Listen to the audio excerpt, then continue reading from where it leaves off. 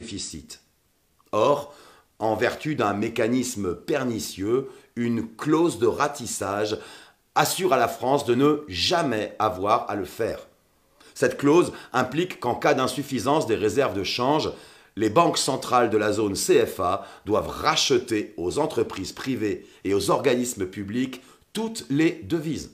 Les dollars, les euros, les yuans, etc., etc., etc. C'est seulement après ce ratissage que le Trésor français met les euros à la disposition des banques centrales de la zone CFA. C'est-à-dire jamais.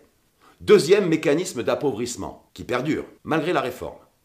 La parité fixe entre l'euro et l'éco est maintenue. Le taux de change a été décidé en 1999 par le Trésor public français. Concrètement, 1 euro vaut 655,957 CFA ou éco depuis 22 ans. Ce principe fait du CFA puis de l'éco une monnaie forte et surévaluée dans des économies peu dynamiques et faibles. Un problème majeur qui empêche les pays de la zone CFA de commercer avec les pays voisins dont les monnaies sont plus faibles.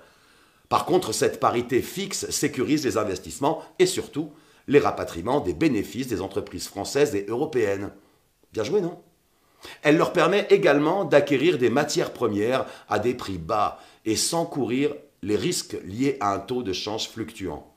Troisième et dernier mécanisme de prédation, la convertibilité illimitée et le libre transfert sont maintenus.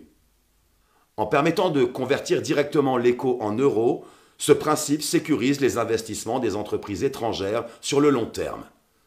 Les entreprises françaises et européennes peuvent rapatrier plus facilement leurs capitaux hors de la zone franc vers la zone euro.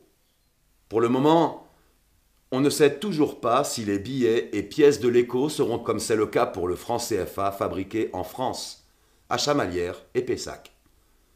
Ce qui ne permet pas aux pays africains de créer de monnaie supplémentaire, notamment en cas de croissance par exemple.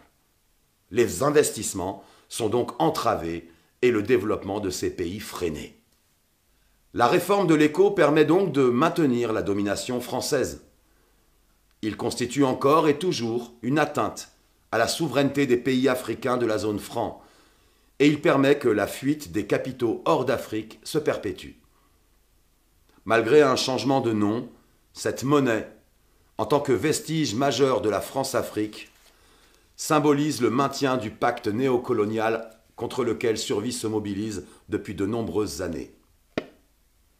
Alors, informons-nous et